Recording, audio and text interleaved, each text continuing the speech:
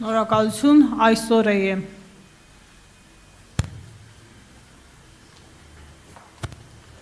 Այսօր եմ Անյա Պողոսյան, Հայաստանի իշխանությունը հայտարարում է, որ նախատեսում վերսկսվել է ակտիվ աշխատանքը հապկում, դուք իշխանության գալու դեպքում ինչպես եք աշխատելու հապկում եւ նշեցիք, որ Ռուսաստանը համարում եք բարեկամ երկիր, թերևս նաեւ այս հայտարարությունը նկատի ունենալով ձեր ընդդիմախոսները մտավախություն ունեն, որ իշխանության գալու դեպքում Հայաստանի Ռուսաստանից կախվածությունը տնտեսապես եւ քաղաքապես մեծանալու է, հաշվի առնելով այն հանգամանքը, որ ձեր կապիտալի մեծ մասը այդ երկրում է, ինչպես կարձագանքեք։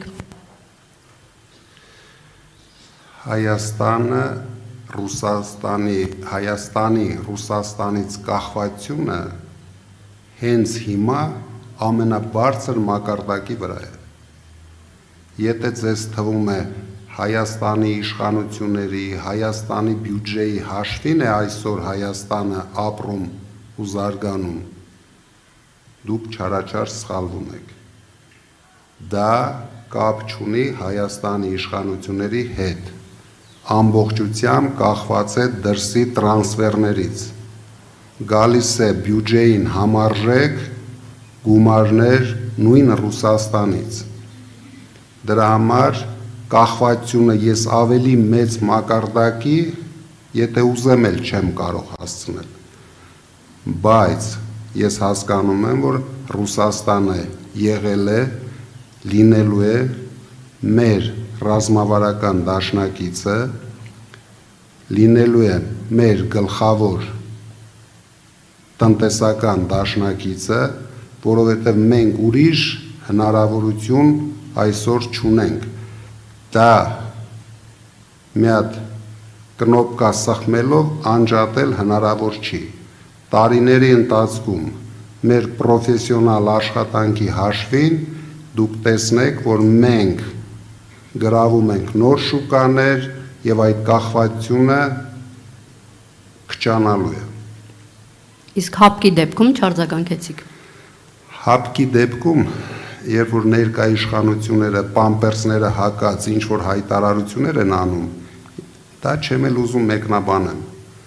որովհետեւ իրենք հնարավորություն ունեին, քանի տարի արդեն այդ հայտարարությունները անում են։ Մի հատ ստորագրությամբ դուրս գային հապկից։ Վախենում են, խի դուրս չեն գալիս։ Այսինքն ինչ եք ուզում ասեմ, մենք չունենք երկրորդ ռազմական համագործակցության կառույցը, ոչ մեկ այսօր մեր հետ չի ստորագրի, բայց մենք չենք կարող լինելով փոքր երկիր, գոնե չունենանք ինչ-որ մեկ պետության, դե Փաշինյանը թող երեք Մակրոնի հետ ստորագրեր ռազմատնտեսական փոխօգնության պայմանագիր,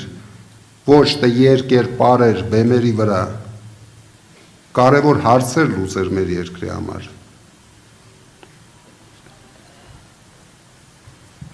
Շնորհակալություն, Փաստինֆո, ապա Ազատություն։ Շնորհակալություն։ Պարոն Կարապետյան, այնուամենայնիվ թույլ տվեք հստակեցնել, ինչ դերակատարում է ունեցել Վլադիմիր Պուտինը ձեր Հայաստան գալու եւ Հայաստանի քաղաքական դաշտում դերակատարում ստանձնելու վերաբերյալ